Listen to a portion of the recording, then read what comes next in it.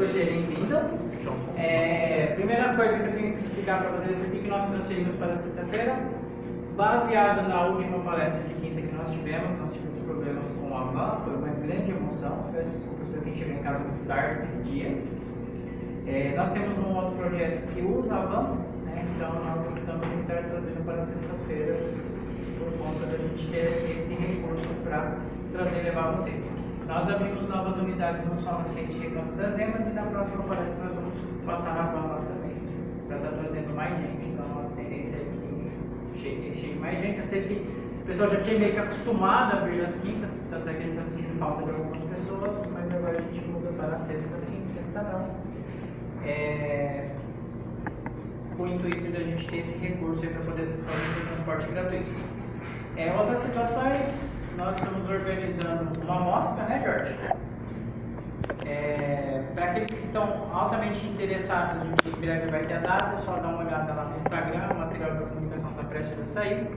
Essa amostra vai usar a estrutura do Gamification e nós vamos trazer pessoas aí para estar trazendo jogos, essas coisas, e nós queremos convidar os alunos também para estarem presenciando, vindo, ver como é que é, né? E também tem um outro projeto um pouquinho mais ousado, que a gente vai fazer uma Game Jam aqui também, né? A Game Jam, ela é mais corrida, o pessoal vem, tenta desenvolver um jogo aí num tempo recorde. Eu acho que pode ser uma baita experiência legal aí. Todo mundo assinou a lista de chave de presença, tranquilinho, né? Importante colocar a empresa de vocês, que vocês estão, né? Não tem empresa, mas vocês têm os estúdios, né? Quem tem empresa, coloca o nome da empresa direitinho, tudo bem? Então, hoje nosso amigo Vitor Júnior, lindo, maravilhoso, não poderá estar conosco, então eu vou fazer a abertura da palestra, né? Que a gente vai estar colhendo daqui a pouquinho. Como sempre, nós temos dinâmicas para a gente dar aquela interativa, para a gente dar aquela brincadinha, né? Então eu vou pedir para que todos se levantem e formem um grande círculo, tá? Pode tirar as cadeiras. Muito obrigado aqui por todos estarem presentes aí numa sexta-feira à noite. Eu sei que não é fácil, né? Eles queriam estar em outros lugares, ou mesmo descansando, às vezes não tinha cansado, mas estamos aqui hoje e a gente vai falar um pouquinho sobre games e esportes, né? Que hoje em dia dá para se dizer que é uma indústria que movimenta tanto dinheiro quanto indústria de cinema, de música e tudo mais, tá? Antes de começar a falar um pouquinho sobre esportes, eu quero que alguns de vocês me deem exemplos de jogos que são considerados jogos competitivos, jogos de esportes. Valorant. Mundo Warcraft. Warcraft, não. Minecraft, não. Fortnite. Counter-Strike. O Herman para falar do LOLzinho. LOLzinho. Bom, Counter-Strike. Counter-Strike é assim. Pois é. Hearthstone é também. Farming Simulator? Não, chega a ser. Call of Duty. Os jogos de luta do Tekken, Street, Fight. Perfeito. Mortal Kombat por aí vai. Por que Minecraft não é considerado um jogo competitivo? Alguém sabe dizer? Por quê? Porque tem como jogar sozinho, né? Tem como jogar sozinho, como jogar. Tem muitos jogos competitivos que dá para jogar sozinho, mas não acho que é isso que classifica um jogo para ser competitivo, né? Alguém sabe qual que é a diferença primordial que vai dizer assim, esse jogo é um jogo competitivo? Um sistema de ranked? O sistema de ranqueamento é uma das partes, mas precisa de mais do que isso, porque tem jogos que tem sistema de ranqueado, não é. Tem uma liga responsável? Perfeitamente. Tem uma liga ou torneios, organizações por detrás, onde os times possam competir entre si. Tá. Então, geralmente são jogos bem delimitados, né, em questão de tempo.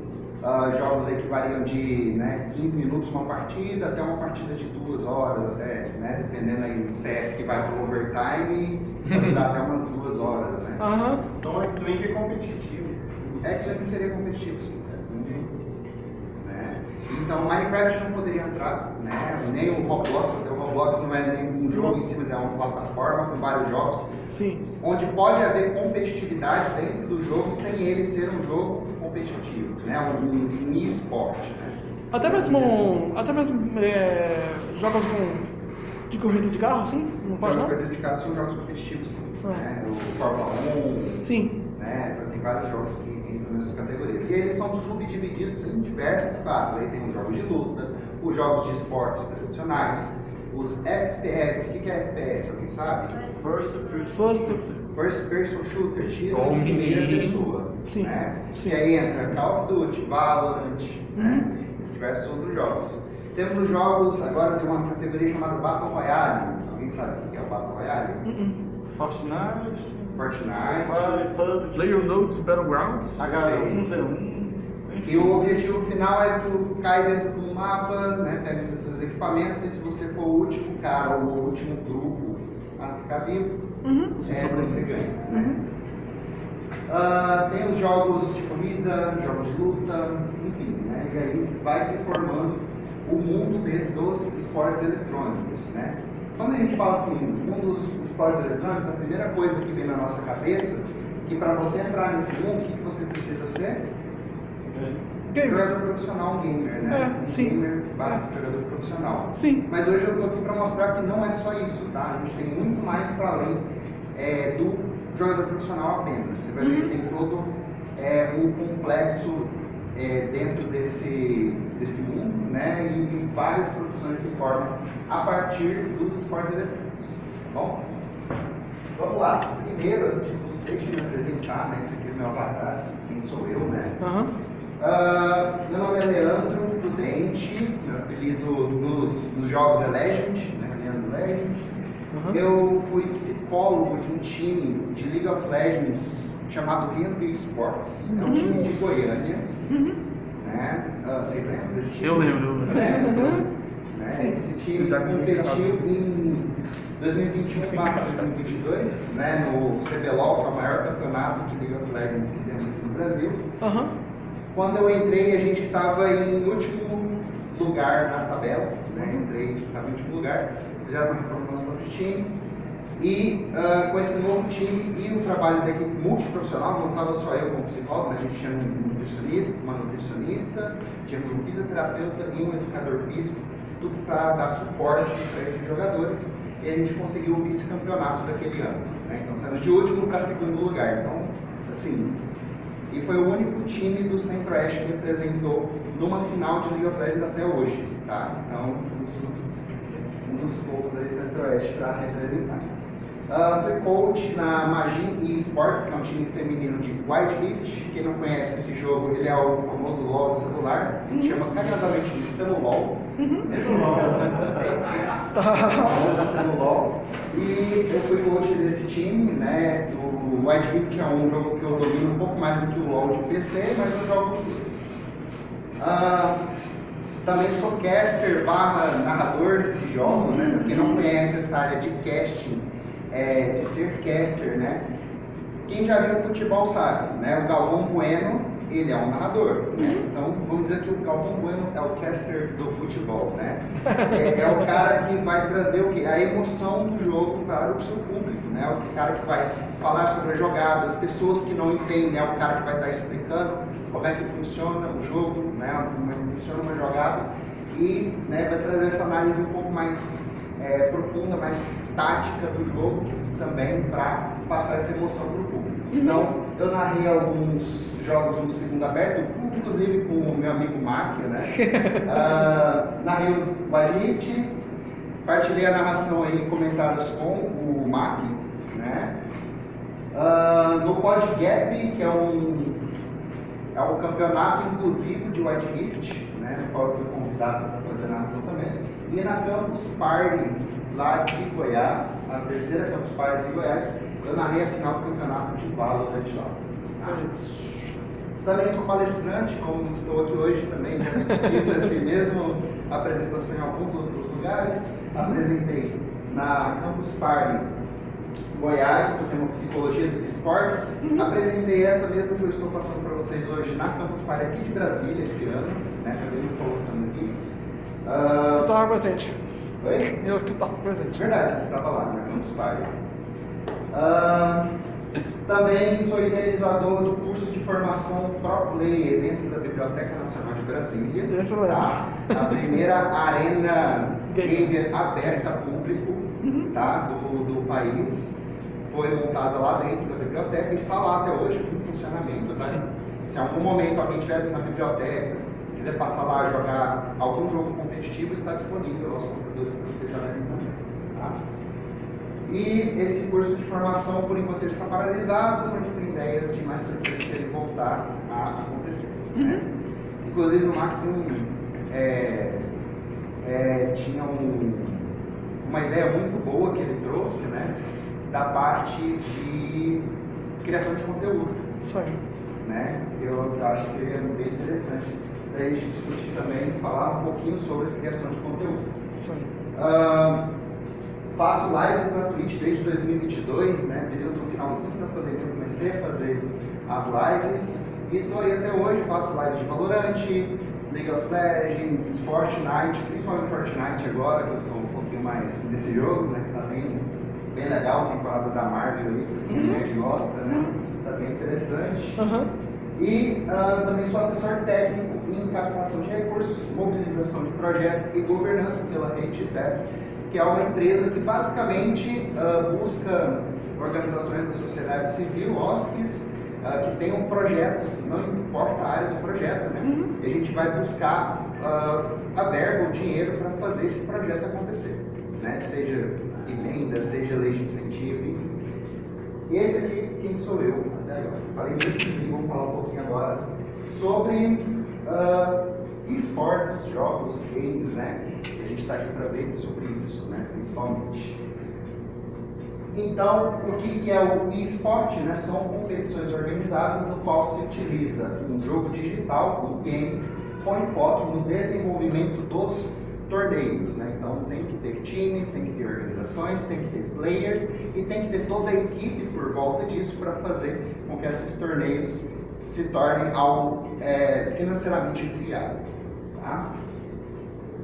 Jogadores profissionais se enfrentam em disputa de diversas modalidades de games, como FPS, RTS, Battle Royale, jogos de luta, esportes e etc. Tá? RTS, aqui já ouviu falar desse termo? Não. O que é o RTS? Dá um exemplo de jogos RTS. StarCraft. Warcraft, Pode né? falar. Também, Warcraft. Age of Empires, legal. Isso. Age of Empires é o RTS, né? Ah. Que é o jogo de estratégia em tempo real. Real time strategy, pode falar. Tem competitivo assim. Jogando StarCraft. StarCraft 2 até hoje ele é competitivo.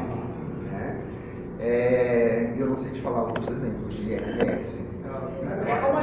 Porque no parte de game dev assim, Pois é. um gênero hoje que tá um pouquinho caído. Tá. Aí eu tava pensando. O que revive geralmente é os relançamentos de Age of Empires, Age of Mythology. Eles dão uma revivida, até acende um pouquinho o competitivo desses games, mas logo eles caem. Stormgate, eu acho que recente que saiu de RTS assim. Tipo Revolution, né?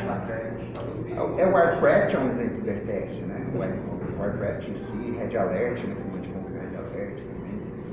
Realmente, são poucos desses jogos, né? Mas ele entra no cenário competitivo. O StarCraft hoje é gigantesco, principalmente lá no cenário asiático, né? São bem fortes nessa modalidade. Então isso é que significa ser um jogo competitivo. Ok? E qual que é a história até aqui, né? Beleza, onde que vocês pensam assim que começou? Poxa, onde foi o primeiro jogo? Qual foi o primeiro jogo competitivo que vocês imaginam que foi lançado assim? Digital ou analógico? Digital ou analógica? Boa pergunta. Jogo digital, vamos tratar aqui do jogo digital competitivo. Dejetário? Gente, o jogo mais antigo que existe é Pong, tá? Tá. Odyssey? Existia competições de Pong antigamente, lá Pong na década de 70, 80. Então. Aquele, né, que ia para um lado para o outro. Sim. É o jogo mais simples, mas é um dos primeiros jogos competitivos. Mas dá para se dizer que aqui no Brasil o que popularizou competições em jogos eletrônicos foi o Counter-Strike. Sim. Né? Então, o Counter-Strike ele é um mod de um jogo chamado Half-Life, né? que foi lançado como jogo de história, né, falando lá um pouco sobre Black Mesa e tal, e aí lançaram um modificador desse jogo, um mod, né, e transformaram ele num jogo de tiro com terroristas e contra-terroristas. Me recorda do Quake, que Quake veio do... Quake é competitivo também, é um pouco até antes, né, de... Aí eu pensei, aí eu fiquei imaginando, Quake foi derivado do outro jogo, né? Que você mencionou agora há pouco. Half-Life? Half-Life, né? Assim, eu não sei muita história do Quake, pra ser bem sincero, eu não sei muito. Eu sei mais da história do Counter-Strike, quando eu estava estudando na história dos jogos, ele era bem focado principalmente aqui no Brasil, que foi o que difundiu, né? O pessoal saía das casas, ia pra Lan House, às vezes matava uma aula. Sim, né? matava a aula mesmo, né? Matava uma aula para ir pra Lan House e jogar competitivamente com os amigos. Nessa época, o pessoal já começava a apostar dentro das próprias Lan Houses, criavam-se mini torneios. E isso se difundiu muito aqui no Brasil. Dá para dizer que o Counter-Strike hoje é o precursor, né, dessa onda de jogos, jogos competitivos. Bom, e mais recentemente houve um boom na popularidade, né, dos esportes eletrônicos, número de pessoas trabalhando, criou-se muitas profissões por conta desses esportes eletrônicos, né? A se pensar hoje, há cerca de 15 anos, 14 anos atrás, a gente não ouvia falar de caster para jogos eletrônicos competitivos. Realmente. É uma coisa que veio o quê? De 10 anos para cá e que a gente começou a ver mais, inclusive, de 5, 6 anos para cá. Foi quando a Banda Larga foi lançada aqui, né? Como é? A Banda Larga, né? Foi lançada aqui. Qual? A Banda Larga, né? Em si, né? Internet de velocidade, ultra, como a gente tá hoje, né? Ah, perfeito. A velocidade, né, chegou aí na galera. E isso causa um giro muito grande na economia, no turismo, cultura, ciência e tecnologia, né? Cada dia que passa, desenvolve-se novas tecnologias, desenvolve-se novos games competitivos, né? Onde que provavelmente a gente vai ver os próximos games competitivos? Qual plataforma que vocês imaginam que vai ser os próximos jogos competitivos? Xbox? Óbvio, realidade virtual, né? Inclusive, já está acontecendo, né? Não É para poucos, né? É para poucos. É caro, né? Tem um ticket alto para se entrar, mas já está acontecendo na verdade. Ano que vem, não sei se vocês têm essa notícia, mas acontecerão os Jogos Olímpicos de Esportes Eletrônicos. Tá? Eles vão acontecer na Arábia Saudita. Eu não lembro exatamente o nome da cidade, eu lembro que começa com R, eu acho. Não sei. Mas enfim, vão ter jogos competitivos ano que vem. E vai ser utilizado principalmente o VR. De que forma? Ele vai ser uma virtualização dos esportes tradicionais que já existem. Além de alguns esportes e esportes que entram como o Fortnite e o Just Dance, que já são plataformas bem utilizadas, né?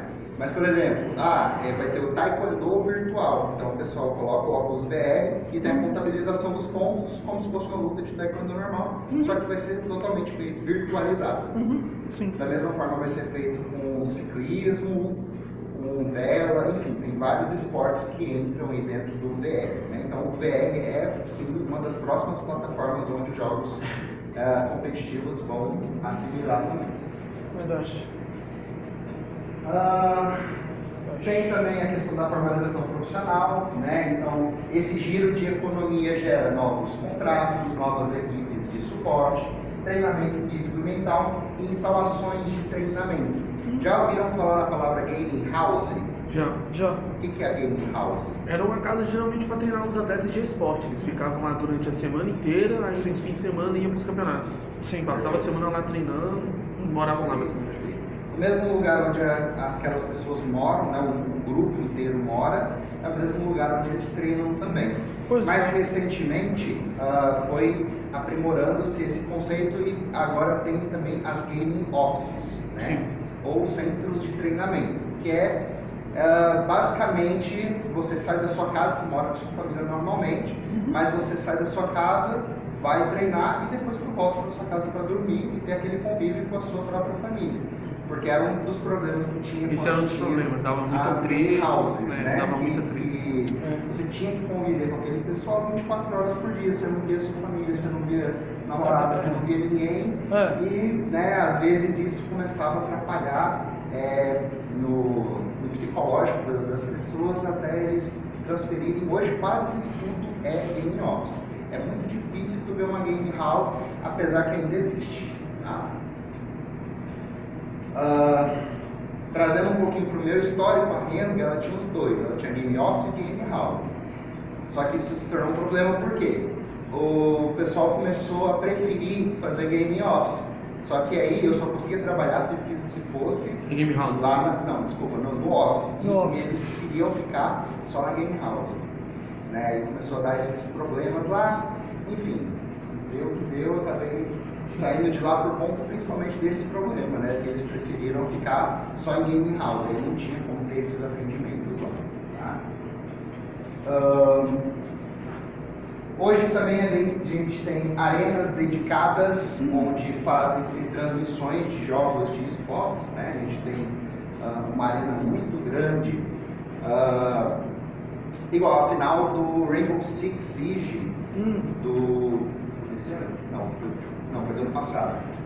Aconteceu no Parque Ibirapuera, né, num ginásio gigantesco lá, e lotou. Né? Para quem fala que esportes não tem público, que é fraco, né, eles conseguiram lotar o ginásio do Ibirapuera. Né? Eram mais de 60 mil pessoas que, né, estavam lá assistindo a final de Rainbow Six.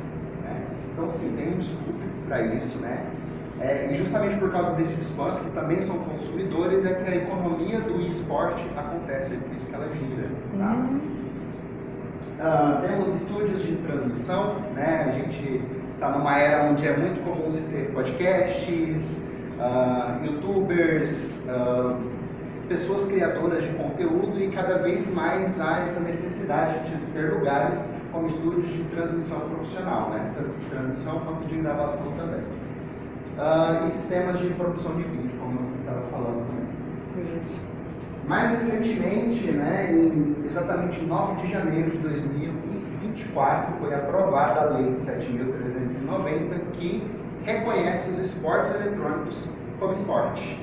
E isso é um salto enorme, tanto para os games na área de desenvolvimento, quanto para a área dos esportes eletrônicos.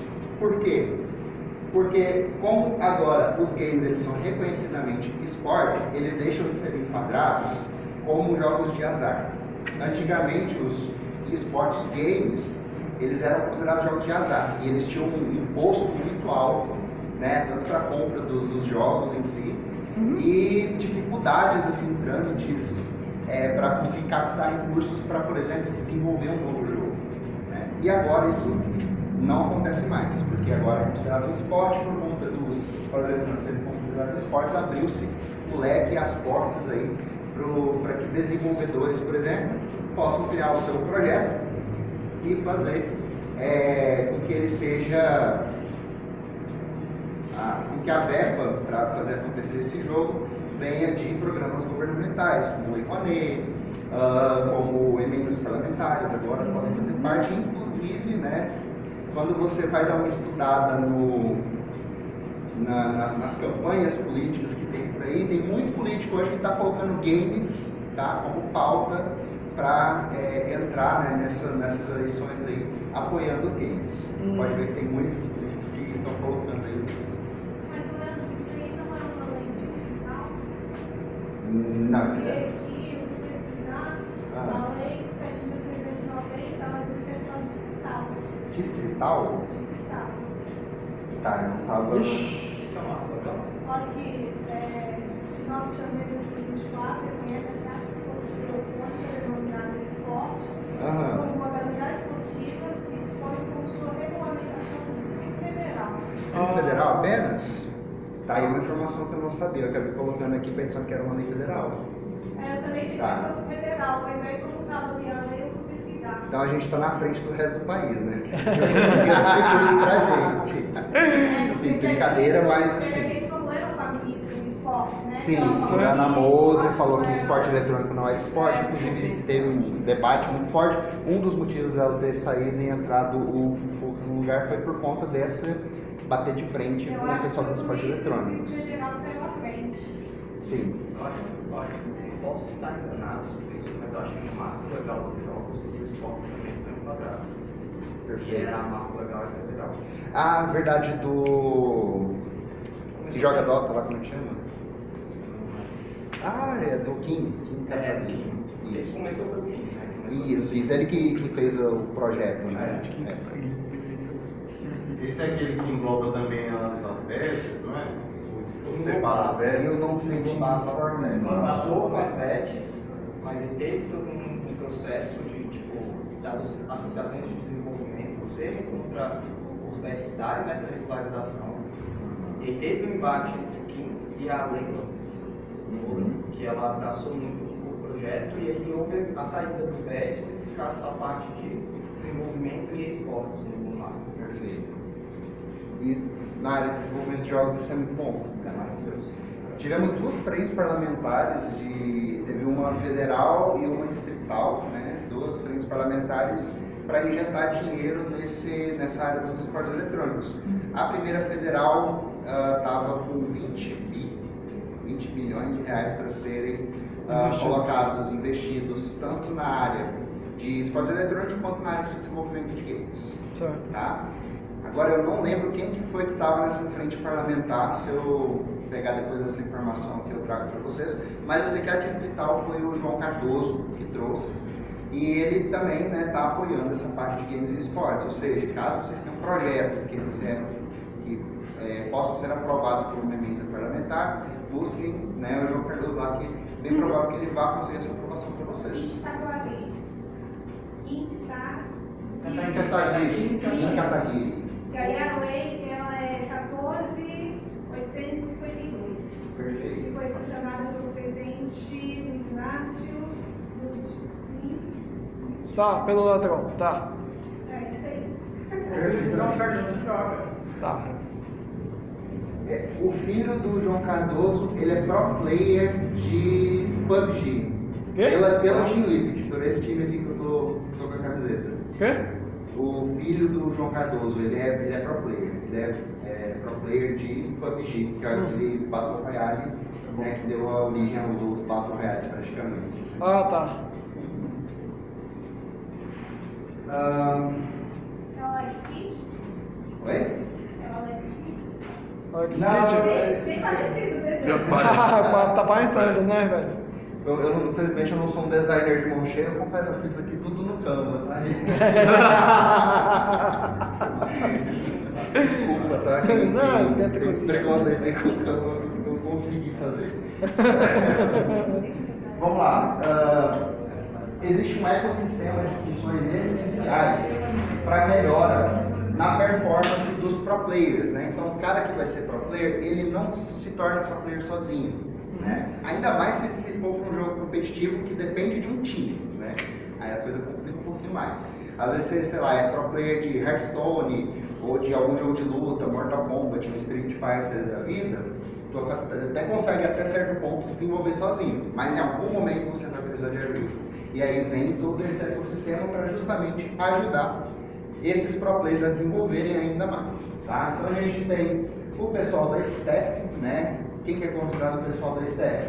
Os coaches, analistas, os managers, o próprio dono da organização, o psicólogo, fisioterapeuta, nutricionista, advogado, lutador físico, caster, enfim. Isso é tudo que está por trás do pro player, a gente considera staff, tá?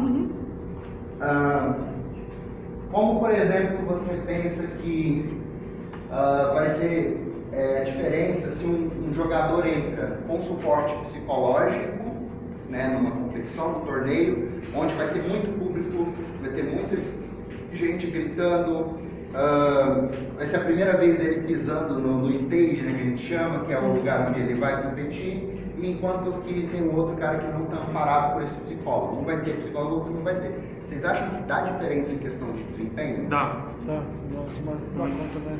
Emocional bate muito, né? Sim. Um dos grandes problemas que a gente tem, né, avaliado dentro do cenário competitivo é essa tensão pré-jogo, né? Essa ansiedade gerada antes do jogo, que ele pode vir de diversas formas, né? Às vezes a pessoa começa a se tremedeira, né? Causa palpitação, às vezes ela começa até a chorar, né? Pode até chorar lá no momento de estresse muito grande, e isso tudo pode ser mais acalmado, mais aliviado, caso você tenha um suporte, né, de um psicólogo. Alguns até paralisam, né? Paralisam. Simplesmente não consegue, às vezes, movimentar um teclado e clicar no mouse, porque eles paralisam diante de uma situação dessas. Por isso que hoje, as grandes organizações, todas têm psicólogo. Não tem uma organização de Tier 1, de qualquer modalidade que seja, não tem um psicólogo junto. Né? Isso é muito bom, porque junto com o psicólogo também eles começam a contratar nutricionistas. Parece que não, mas o nutricionista é uma peça fundamental também quando a gente está falando sobre esportes eletrônicos. Existe, por exemplo, uma educação alimentar feita para os players para que eles comam nas horas corretas, antes e depois do jogo, tá? Porque parece que não, gente, mas ficar sentado na frente do computador por várias horas seguidas cansa e gasta energia. Gasta Com caloria. certeza. Né? Só se for nos dedos, né? Oi? Só se for nos dedos. Gasta caloria, gasta muita caloria. Gasta caloria, é chamado de metabolismo basal. Até o próprio Fica nervosismo, se o separado. coração está mais acelerado, vai gastando mais energia. Tá? Vai ficar assim. Os atletas, É. barriga na hora. Então, Oi? a gente ia jogar porque tinha que sair toda hora. Mesmo aí com 2 barrigas, a gente foi em segundo lugar no campeonato. Mas horrível. Horrível. Coisa horrível, a gente vai dar conta. Esse é o cheiro que não tava aquela barriga. Mano. Olha o outro. Como é que é? Não dividiu com ninguém.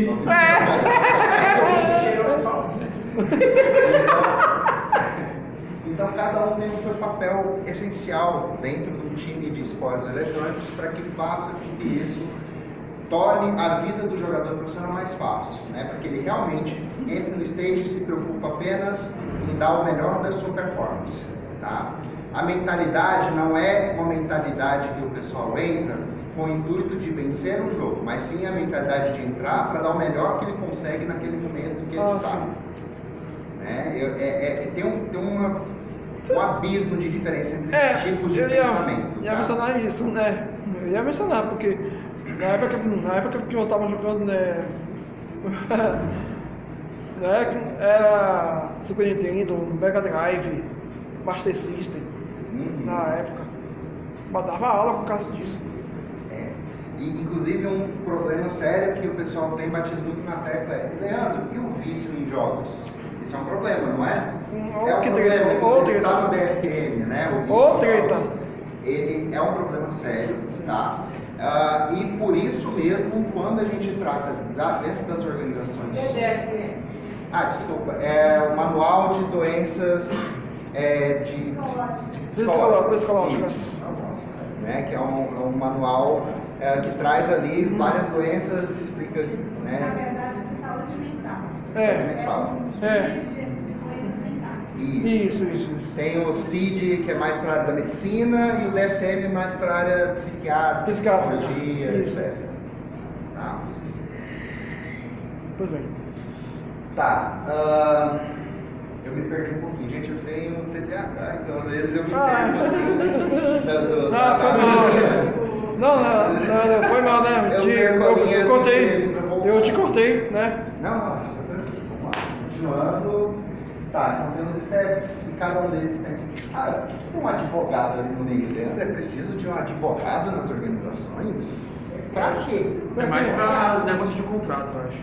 Como assim? Contratualização proteção jurídica para o player, tanto para o player às vezes é um menor de idade. Ainda tem isso, né?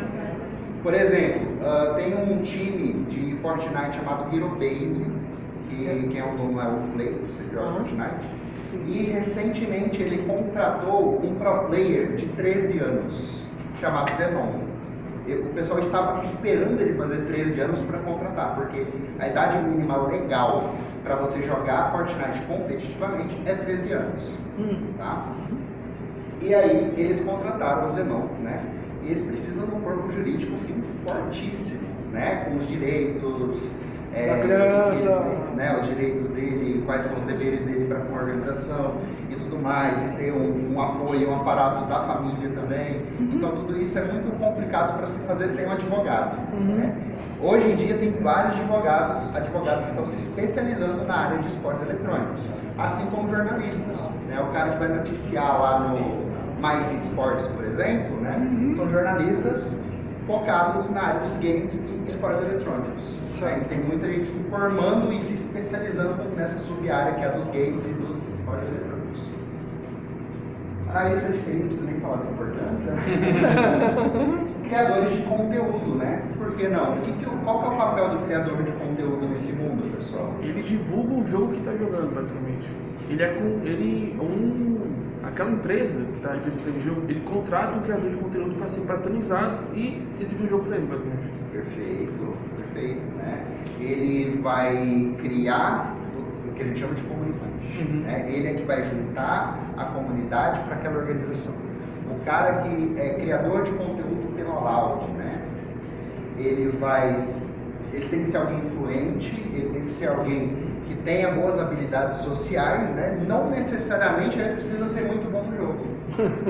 Entende? Inclusive ele pode ser muito ruim no jogo, mas se o cara tiver um bom carisma, né? O cara consegue incluir essa comunidade, e essa comunidade vai fazer o quê? Vai comprar camisas da Loud, o cara vai comprar aquele energético ruim lá, desculpa, tá, gente? Aquele Fusion lá, horrível, aquele energético. Desculpa quem gosta, mas... Olha o Monster aí, ó! É Monster. Fusion merece sentir vergonha na sua hora. Oi? Quem deve Fusion tem que sentir vergonha.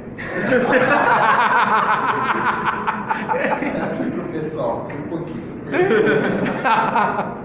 Mas sim, o papel do criador de conteúdo é esse. Hoje ele é também, o pessoal entendeu que ele é uma peça fundamental. Né? Ele é o cara que vai divulgar o jogo, né? Então, vocês que estão desenvolvendo jogos do zero, né? Cara, se você tem um amigo criador de conteúdo, manda aqui pra ele, faz ele jogar em live, né? Entra na live dele, divulga pra todo mundo, olha, tá jogando meu jogo ali, tá? Pede pro pessoal ir na Steam, né? Fazer, salvar o jogo lá como favorito, para ele ser mais recomendado, né? E quem que vai ajudar nesse papel? O criador de conteúdo. Tá? Faz uma raid na live do seu jogo lá dos camaradas. Boa! Esses dias eu recebi uma raid de 800 pessoas, eu fiquei, meu Deus do céu. Ô, louco! 800 pessoas na minha live, meu Deus do céu. Eu fiquei até paralisei lá na hora. Eu jogando ranqueado no Fortnite, aí entra 800 pessoas, eu, meu Deus do céu, quem que é essa galera? Precisou de psicólogo nesse dia? Assim, né, na hora você toma um susto, mas logo você acostuma. Fica nervoso. Oi? Fica nervoso. Fica, dá um nervosinho, né? Normalmente você tá acostumado com aquelas raids de 10, 15, né? Não vou de ninguém também. Ou nenhuma, né? Bom, eu trouxe esse quadro, tá? Eu posso até passar depois para o Mac, se o Mac quiser passar para cada um ver melhor, porque aqui não vai dar para ver com a melhor qualidade possível, tá? É um quadro de profissões relacionadas aos esportes. Ou seja, né? Tudo o que você pode... Não tem tudo, tá, pessoal? Tem algumas coisas. Não dá para falar todos os esportes relacionados a games e esportes. Então, todas as profissões relacionadas a games e esportes. Beleza? Então, por exemplo, você quer ir para a área de mídia, né? Então você quer fazer a mídia relacionada aos esportes. Então você pode se tornar jornalista, fotógrafo, gerente editorial, assistente editorial, né? Tem várias profissões aí que vão tomando conta. Jogador de alto nível, né? Vai para a parte ali de otimização de performance. Jogador de alto nível. Gestão de performance, você pode ser um gerente de carreira, treinador líder, analista de competição, gerente de time, que a gente chama de manager, né? Qual é o papel do manager?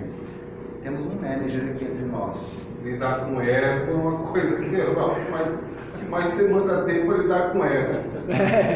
É fazer com que o time se mantenha unido. De que forma? Deixando a melhor qualidade possível ali pro time voltar, né? Então, sei lá, uma alimentação às vezes numa viagem, ou até mesmo uma viagem em si, né? Conseguir a viagem pro pessoal se preocupar com isso e tal. O equipamento para ter um treino de qualidade. Equipamento bom para ter treino de qualidade. Então, os profissionais para que eles tenham um treino de qualidade. Perfeito. Até o horário para o treino é importante. Nós vamos jogar agora num lugar que está muito quente, perto de Ribeirão Preto, o lugar mais quente de São Paulo. 2 horas da tarde. Nossa, aí, sol a pina aí. Aí nosso treino é às 15h30. Aí a gente, próximo treino, sábado que vem, já vai ser no horário do jogo e a gente vai estender um pouquinho mais. Boa, já para criar uma resistência quanto a esses fatores que vão acontecer lá. Teve uma situação que o campeonato começa no período da seca. Aí um outro time treinou na esplanada usando moletom na seca e foi jogar em Bangu, que é o lugar mais quente do Rio de Janeiro. Aí, as meninas do time de Bangu estavam morrendo com calor lá, passando mal, e as meninas daqui que treinavam praticamente, acho que foram 6 semanas, 2 vezes por semana usando moletom, treinando à noite, mas outra durante o dia, né? Elas estavam melhores condicionadas do que o time que era da cidade, tinha essa condição climática diferente. E como é que a gente traduz isso para os esportes eletrônicos, né? Isso vai muito papel tanto do psicólogo quanto do fisioterapeuta em comum, tá? Que é melhorar principalmente a melhora do tempo de reação dos players. Por exemplo, você está jogando um FPS, né? O tempo de reação seu tem que ser de milissegundos, né? Uma troca em milissegundos ela pode fazer a maior das diferenças, né? Entre você morrer ou você matar o seu adversário. Perfeito? Então, é utilizado, por exemplo, uns botões que eles ficam ou grudados na parede ou em cima da mesa, que eles vão acendendo com o tempo. Aí tu tem que bater nesses botões assim, de acordo com o que eles vão acendendo. E aí você consegue medir o tempo de reação. Dentro da psicologia, a gente tem um aparelhinho chamado biofeedback. O que é o biofeedback? É um aparelho que você mede a resposta galvânica, o suor da sua pele, e isso se traduz em ansiedade, estresse, né? E aí você consegue ter um controle maior analisando um gráfico em tempo real do que está acontecendo com você enquanto você está jogando. Então, você está jogando cheio de coisas no seu, como é que chama? Eletrodo. Cheio de eletrodos no seu corpo, né? E ele vai medindo essa resposta galvânica na hora que você está jogando para mostrar em quais momentos você entra em maior nível de estresse, né? Em quais momentos, né, dá para traduzir isso como ansiedade de alguma forma. E começar a controlar isso. E, gente, só o fato de você perceber e ter a consciência de que você está passando por essa questão, você já consegue ter um desempenho melhor. Porque você consegue controlar isso de uma forma melhor. Tá? Enfim, aqui é uma vasta linha de carreiras que podem ser seguidas. Tá? Não dá para colocar todas, infelizmente não tem como, porque é muita coisa, mas aqui tem umas 50, né, profissões aí que você pode se enveredar. O que eu escolho para minha vida? Cara, escolhe aquilo que você gosta mais. Não é muito mais fácil trabalhar com aquilo que a gente gosta? Sim. Então, quando a gente trabalha com aquilo que a gente gosta, a gente faz de uma forma até melhor. Né? A gente se preocupa com a qualidade que a gente entrega daquele serviço que a gente está prestando. Aqui não vai ser diferente. Busca aquilo que você gosta mais. Né? Se você é um cara, sei lá, que gosta, né, de ter ideias muito boas e passar isso de alguma forma para o computador, né? Vai para a área do design, por exemplo. Né? Se você é um cara, né, que adora números, adora achar bugs, né, fazer compilações de dados ali, vai para a área de programação. Ou se você é um cara que é bom mesmo no jogo, né, que consegue ter bons desempenhos nas ranqueadas e você vai jogar um competitivo amador e você vê que você é um dos melhores, vai para a área de pro player, né? Se você não é tão bom assim, tenta ser criador de conteúdo, às vezes você né, tem um bom tino aí na área social, tá? Então vai testando. Eu acho que o grande A grande sacada é ir testando e vendo o que você gosta mais para aí então você falar, não, eu vou me especializar nisso, que isso aqui que eu gostei mais. Tá? Às vezes uma pessoa pode ser polivalente, né? Mas uma coisa que é boa. Eu faço várias coisas, né? Por exemplo, né? Quando eu apresentei aqui, vocês viram, já fui caster, já apresentei, enfim, já fiz tanta coisa que eu gosto de fazer tudo isso, tá? Então, claro que eu poderia ser melhor se eu tivesse escolhido uma só, focado e falar, não, isso aqui vai ser só isso aqui. Mas acaba que vai surgindo as oportunidades, a gente vai fazendo e vai gostando, e por que não? Às vezes você não precisa ser só um, você pode ser vários também. Né? E como é que eu vou aprimorar isso, Leandro? Beleza, eu vi lá tanto de profissão, tanto de coisa que tem possível. Então, a gente tem que fazer um level up, né? A gente tem que buscar aí formas de melhorar tecnicamente nisso daí. Então, vamos buscar cursos, workshops, palestras profissionalizantes, tá? O curso Gamifica, né? O curso Gamifica, ele vai preparar você para o mercado de trabalho da área de games, né? Ele vai preparar de que forma? Desde a parte técnica lá atrás, onde você aprende o design, aprende uma programação, aprende a entender como se constrói um jogo, a fazer um roteiro, né, colocar isso no papel e tirar do papel e colocar no computador, né? Até a parte que você lança o jogo, aí tem a parte de marketing, por exemplo, né? Onde você vai aprender como divulgar o seu jogo da melhor forma, né? Tudo isso são técnicas que vocês vão utilizar para que se torne o mais profissional possível, né?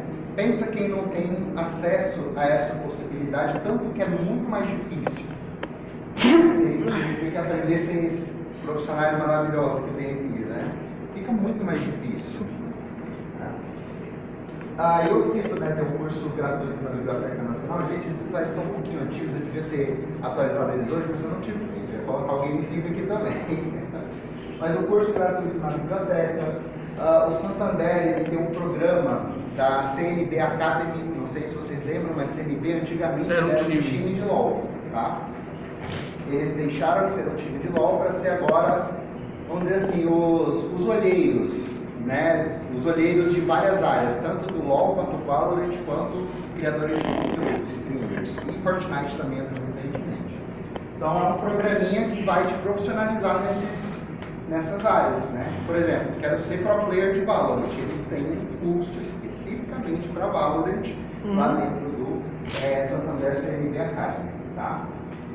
Aí cada coisa eu vou tirar aqui, e tem a Studio Games também, se eu não me engano está com comunidade no Tabatinga. É um curso pago, tá, gente? E é caro, então vocês têm aqui um ouro na mão de vocês, tá? Amém. Esses cursos aqui, eles são bem caros.